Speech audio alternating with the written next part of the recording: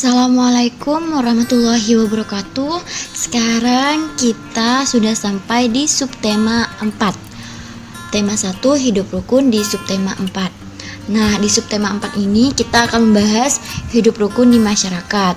Kita sudah belajar tentang hidup rukun di rumah, di tempat bermain, di sekolah, dan sekarang di lingkungan masyarakat.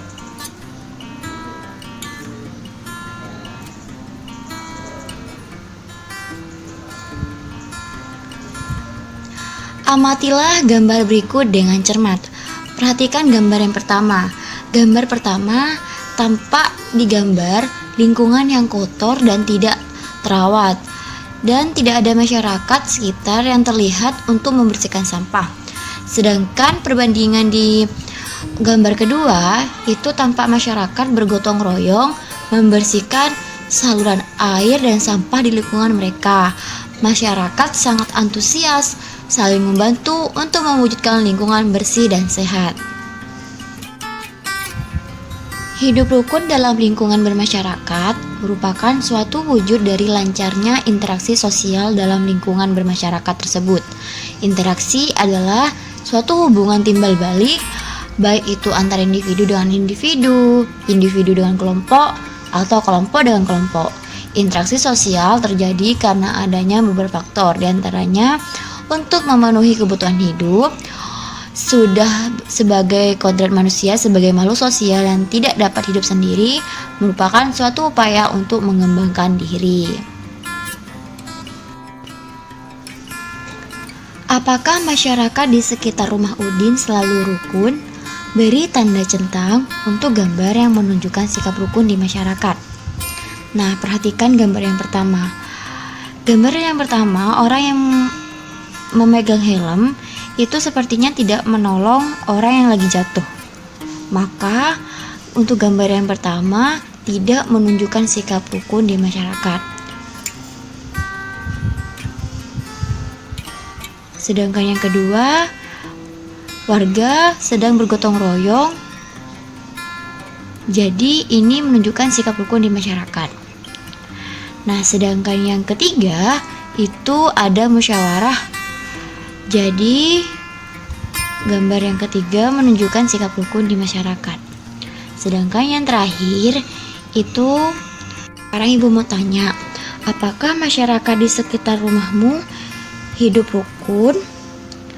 Berikan contohnya. Nah, contoh hidup rukun di rumah itu di lingkungan masyarakat yaitu saling tolong-menolong, memiliki toleransi yang tinggi, saling tegur sapa, terus menjaga tali silaturahmi, tidak saling mencela, dan tidak segan untuk mengucapkan terima kasih kepada tetangga. Paham anak-anak? Sekarang kita lanjut di pembelajaran 1. Hidup rukun di masyarakat. Membuang sampah di tempat sampah. Udin selalu menjaga kebersihan. Sampah-sampah yang berserakan dibuang di tempat sampah. Sebaliknya, Badu tidak menjaga kebersihan rumah. Badu membuang sampah ke dalam got. Buang saja sampahmu ke dalam got dekat rumah, ajak Badu kepada Udin. Tidak mau nanti air got menjadi tergenang dan bau, jawab Udin. Badu menyadari bahwa perbuatannya tidak baik. Ia meminta maaf kepada Udin. Badu juga berterima kasih kepada Udin karena sudah mengingatkan agar tidak membuang sampah sembarangan.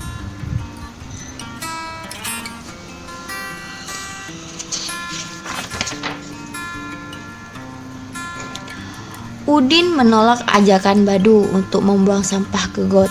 Sebutkan penolakan Udin tersebut. Nah, bagaimana kira-kira dari wacana tadi penolakannya Udin? Udin menolak dengan berkata tidak mau nanti air got menjadi tergenang dan bau, kata Udin. Bisa juga kalian menggunakan kalimat penolakan seperti Maaf Badu, aku kurang setuju jika kamu membuang sampah ke got.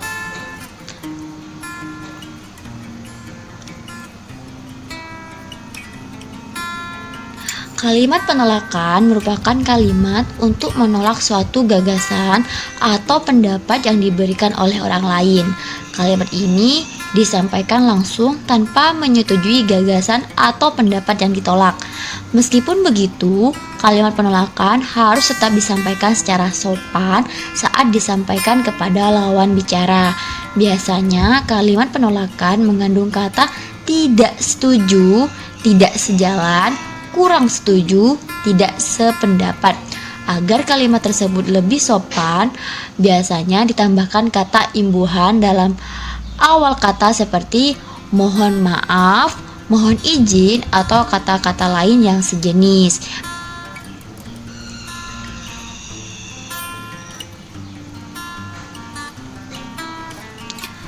Amatilah gambar di bawah ini. Urutkan gambar di bawah ini sehingga menjadi sebuah cerita. Nah, kita urutkan ya. Tidak apa-apa Din, ayo buang sampah di got agar lebih dekat dan mudah.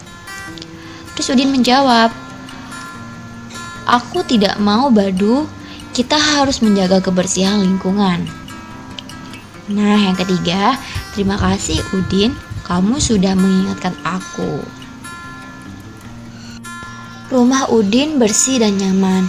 Udin, Edo, dan Siti membuat prakarya di rumah Edo. Mereka membuat prakarya dengan bahan yang berbeda. Pasangkan hasil karya dengan bahan dan peralatan yang sesuai. Nah, Udin ini bahan-bahannya pensil, kertas, lem, kuas, biji-bijian berwarna. Maka hasil prakarya Udin itu sebuah ikan. Nah, sedangkan Siti pasir, kertas, lem, kuas, cangkang kerang berwarna. Maka hasilnya yang ada pasirnya itu. Terus gambar apa itu ya? Hasil gambar Siti yaitu sebuah UFO. Dan Edo yaitu daun berwarna, gunting, penggaris, dan kertas. Maka hasil prakaryanya Edo adalah sebuah ikan. Udin dan Mutiara membuat prakarya dari biji-bijian.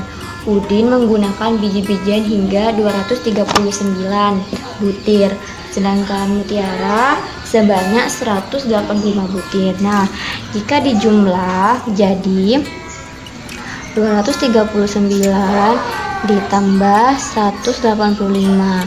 Nah, ini penjumlahan ya. 9 tambah 5 itu 14. Jadi 4-nya ditulis, 1-nya disimpan karena puluhan. 1 tambah 3 itu sama dengan 4. 4 tambah 8 sama dengan 12. Jadi simpan 1 di sini. 1 tambah 2 tambah 1 lagi berarti 4. Maka jumlah biji-bijian yang digunakan Udin dan Mutiara adalah 424. Jika ditanya berapakah selisih biji-bijian yang digunakan Udin dan Mutiara, rumus selisih yaitu bilangan besar dikurangi bilangan kecil. Jadi sama dengan jumlah biji-bijiannya Udin itu sebanyak 239 butir. 239 butir. Sedangkan punya Mutiara 185. Nah, kita menggunakan cara pengurangan bersusun pendek. Maka 9 dikurangi 5 itu ada berapa? 9 diambil 5 jadi 4 ya. 3 kurangi 8 itu tidak bisa ya. Kenapa? Karena 3 lebih kecil dari 8. Maka dari itu pinjam ke angka 2. Jadi di sini 13 dan di sini sisa 1. 13 dikurangi 8 berapa? 13 dikurangi 8 sama dengan 5. Nah, 1 dikurangi 1 0. Maka kalau 0 di depan gak usah ditulis ya anak-anak. Selisih biji-bijian Udin dan Mutiara adalah 54.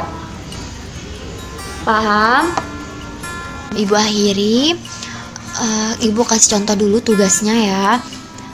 Untuk tugas pertama, tentukan jumlah dan selisih kedua bilangan berikut. Jadi kalau jumlah, maka kalian harus menjumlah bilangan dulu. 356 dijumlah ditambah 344. Nah, untuk mencari selisihnya, kalian harus mengurangkan bilangan 356 dikurangi 344, maka kalian akan menemukan selisihnya.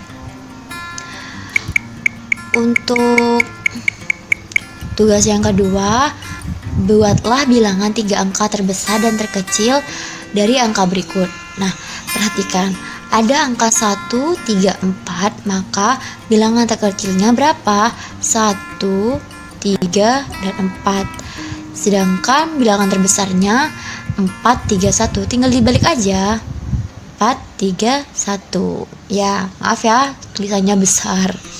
Terus, tentukan jumlah dan selisih dari bilangan yang diperoleh. Misalkan nih ya, yang pertama, jumlah dari yang ini 123 ditambah 321 berapa? Tulis di kolom ini.